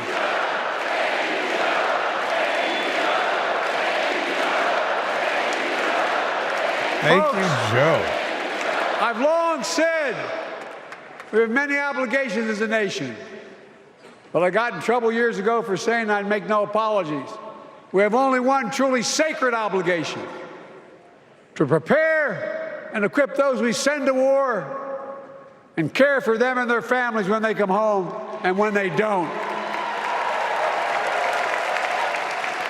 That's why I'm so proud to have written and signed the PACT Act, one of the most significant laws ever, helping veterans and their families exposed to toxic materials like burn pits and Agent Orange. I was around during the Vietnam War. It's hard. Nobody was able to prove that there's illness was a consequence of Agent Orange. And no one was able to prove initially that because they lived in burn pits like my son lived next to in Iraq for a year, that is the cause of their illness.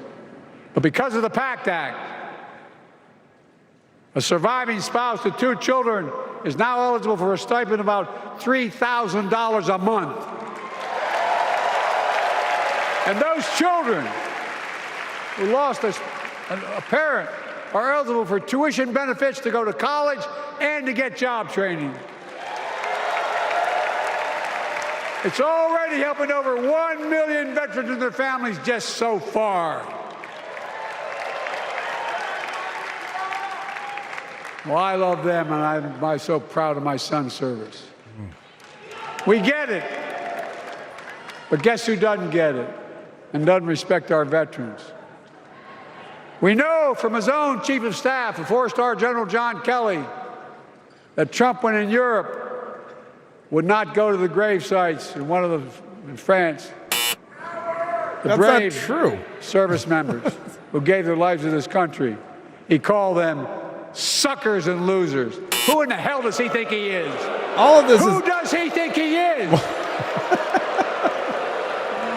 I mean, all of this has been debunked. All of this is not true. None of this has been true. person. They're not the words of a person not worthy of being commander-in-chief. Period. Not then, not now, and not ever. I mean that. I mean that from the bottom of my heart. Remember when he beat you in the debate, though, and you got forced out of the race? Just as no commander-in-chief. Remember that? That was bow funny. Down to a dictator, the way Trump bows down to Putin. I never have, and I promise you, Kamala Harris will never do it. Will never bow down. Remember when you handed Putin that list of 16 sensitive targets in the United States? Europe and NATO was in tatters. Not a joke. America First doctrine changed our whole image in the world. Well, they gave the hours, about 190 hours sum total, me and my counterparts or heads of state in Europe, to strengthen NATO. We did. We united Europe like it hadn't been united for years, adding Finland and Sweden to NATO. Why are people cheering about? 10 days before he are these died, people Henry Swedish? Why are they so called excited? and said, not since Napoleon has Europe not looked over their shoulder at Russia with dread until now. Until now. Nobody said that. Well, guess what? Nobody said that to him. Putin thought he'd take Kyiv in 3 days. 3 years later, Ukraine is still free.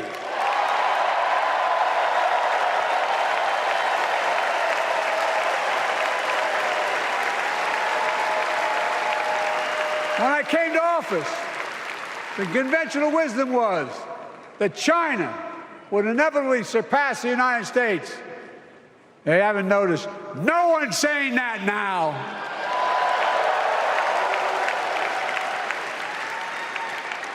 And we'll keep working to bring hostages home and end the war in Gaza and bring peace and security to the Middle East.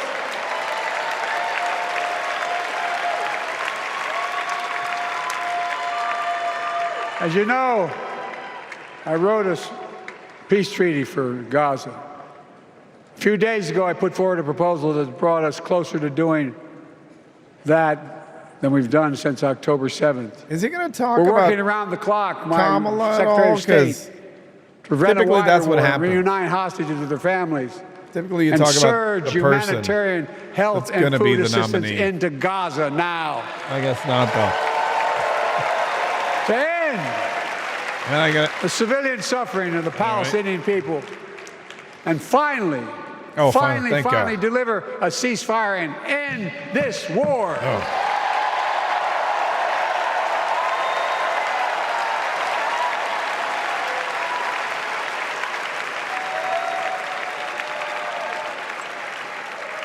Those protesters out in the street, they have a point. A lot of innocent people are being killed on both sides. Oh, look, that's what Just Donald we Trump worked said. around the clock to bring According to home you. wrongfully detained Americans and others from Russia in one of the most complicated swaps in history. But they're home. Kamala and I are going to keep working to bring all Americans wrongfully detained around the world home. I mean it. Folks, I've got 5 months left in my presidency. I've got a lot to do. I intend to get it done.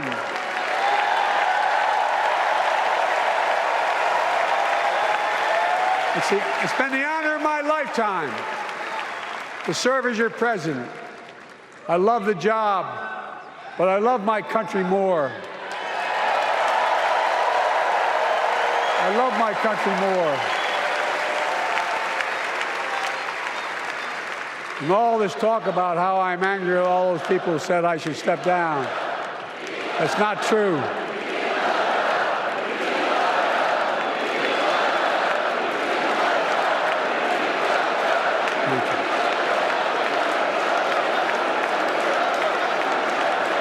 I love my country more, and we need to preserve our democracy. Breaking news, by the In way. 2024, we need you to vote.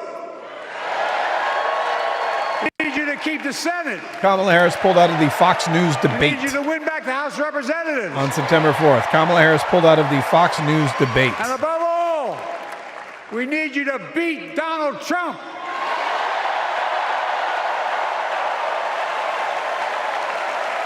And elect Kamala and Tim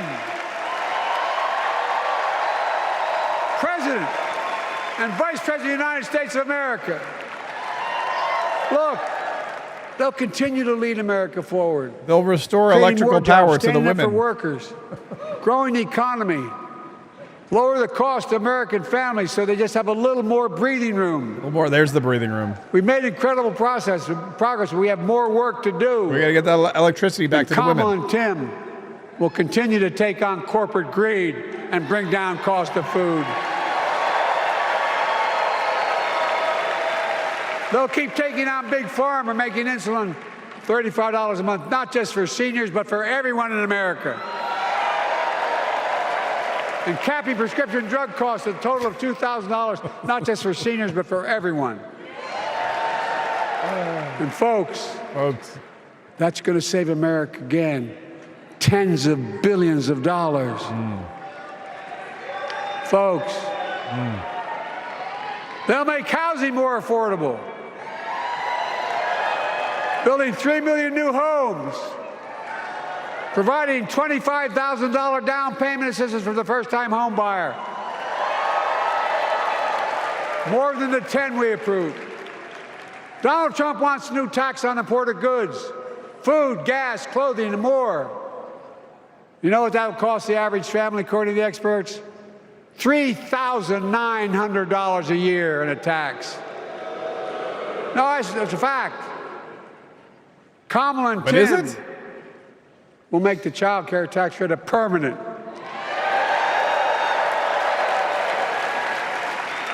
Lifting millions of children out of poverty and helping millions of families get ahead. But you know what Trump has? He created the largest debt any president had in 4 years with his $2 trillion tax cut for the wealthy. Well, Trump has a new plan. And we all got He a wants tax to provide a $5 billion tax cut Yes. for corporations that are very wealthy. Read it. Put us further in debt. And folks, You know, we have 1,000 billionaires in America. You know what their average tax rate they pay? 0. 8.2%. Thank you, CompuPoll. If we just increase their taxes we proposed to 25%, which isn't the highest tax rate even, it would raise $500 billion new dollars over 10 years. And you give it to Ukraine. They'd still be very wealthy. Look. It's not how it works, folks. Kamala and Tim are going to make them pay their fair share. They'll protect Social Security and Medicare. Trump wants to cut Social Security and Medicare. Kamala and Tim will protect your freedom. Why don't you pay your fair share from the 25 million you got from China? They'll protect your civil rights. And you know Trump will do everything to ban abortion nationwide. Not really. Oh, he will. He won't. You know. No, Kamala and Tim will do everything. He's a states' rights guy. Possibly can. That's Maybe why you you didn't have to elect the Senate and the House to restore Roe v. Wade. Oh. Well, again with the abortion. It all comes back to abortion. The ancient Greeks taught us that character is destiny. Character is destiny. For me and Jill, we know Kamala and Doug are people of character. It's been our honor to serve alongside them. And we know that Tim and Gwen Walz are also people of great character. God, he looks constipated. Selecting Kamala was the very first decision I made when I became our nominee. And it was the best decision I made my whole career. Yikes, that's scary. He must have made some bad decisions. We've not only gotten to know each other, we've become close friends. She's tough, she's experienced, and she has enormous integrity. Enormous integrity. Her story represents the best American story. And like many of our best presidents, she was also vice president. That's a joke. Thank you. Yeah, we got it. But she'll be a president our children can look up to. She'll be a president respected by world leaders because she already is. She'll be a president we can all be proud of. And she will be a historic president who puts her stamp on America's future.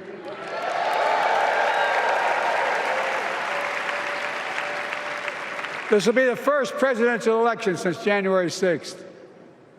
On that day, we almost lost everything about who we are as a country. I don't remember that. And that threat, this is not hyperbole, that threat is still very much alive. Again with the hyperbole. Donald Trump says he will refuse to accept the election result if he loses again. No, that's not what he said. Think about that. I'm thinking about it. It's all wrong. Think about that. He doesn't. That's not what he said. He's promising a bloodbath if he loses in his words. That's not what he said. And that he'll be a dictator on day one. Yeah, in his okay. own words. He did say that. He did say that. That's true, though. By the way, this sucker means it. Oh. No, I'm not joking. Think about it. Anybody else said that in the past, you'd think he was crazy. He is crazy, but you'd think it was an exaggeration, but he means it. We can't let that happen. Folks, all of us carry a special obligation. Independents, Republicans, Democrats. We saved democracy in 2020, and now we must save it again in 2024.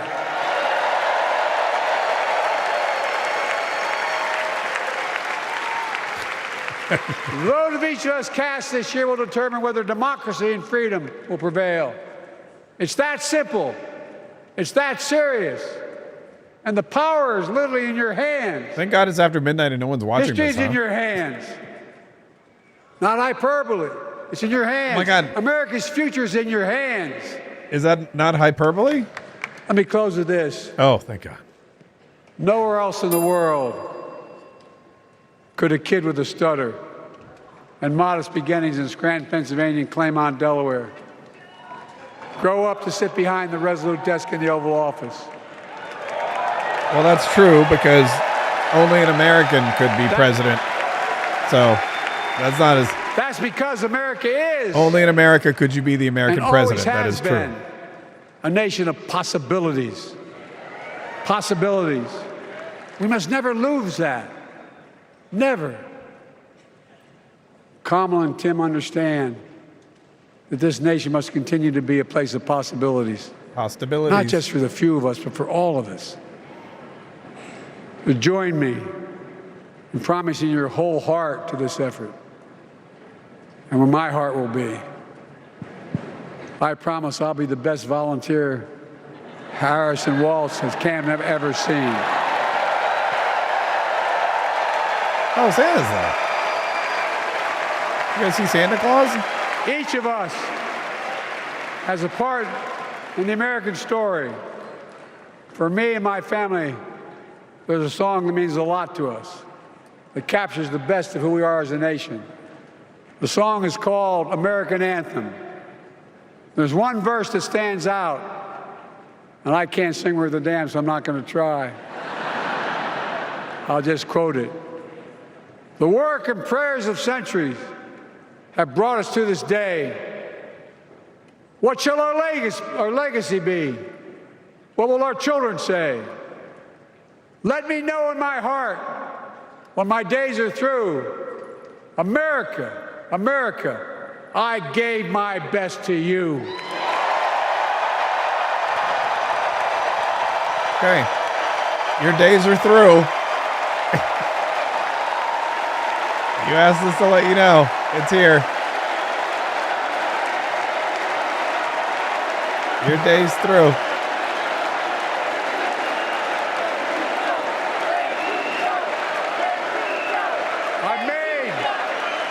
I've made a lot of mistakes in my career, but I gave my best to you. For 50 years, like many of you, Thought he was done. I've given my heart and soul to our nation. And I've been blessed That would have million been times in return. That would have been a good line to go out on. Support of the American people. I've either been too young to be in the Senate because I wasn't 30 yet, and too old to stay as president. But I hope you know how grateful I am to all of you. I can honestly say, and I mean this from the bottom, give you my word as a Biden, I can honestly say I'm more optimistic about the future than I was when I was elected as a 29-year-old United States Senator. I mean it. Well, because you're out of politics now. Folks, we're all more optimistic with you out. We just have to remember who we are. We're the United States of America. Why does he do that? And there's nothing we cannot do when we do it together. God bless you all, and may God protect our troops. Oh, thank God. Thank you. Okay, thank God. Okay, it's over. Man, thank you guys. Thank you. Oh, she has to come get him. I'm over here. Listen, that was a lot later than I thought it would be. Hopefully it won't be that late every night, but you never know. Thank you guys for hanging out. This was fun. I'm going to go to bed, and then we're going to do it all again tomorrow. Noon tomorrow, we're going to do the live show, and then we'll do it all again tomorrow night. This was fun. I'll make sure that I don't hit any wrong buttons either, and we'll just go straight through. But your comments were amazing. I loved sharing the comments. I loved everything. We have breaking news. I told you that Kamala Harris has backed out now of the Fox debate. So there won't be 3 debates. There will only be 2. Odd that she would do it while she was at the convention watching Joe, but that's what happened. So we'll have all those stories and more tomorrow. Thank you guys. Thank you for all the Rumble rants. Thank you for the super chats. Thank you for all a bunch of people are buying t-shirts and sweatshirts and hoodies and cups. I love all you guys. I appreciate all your support, and I will see you tomorrow. Okay, now I can hit the button. Ready?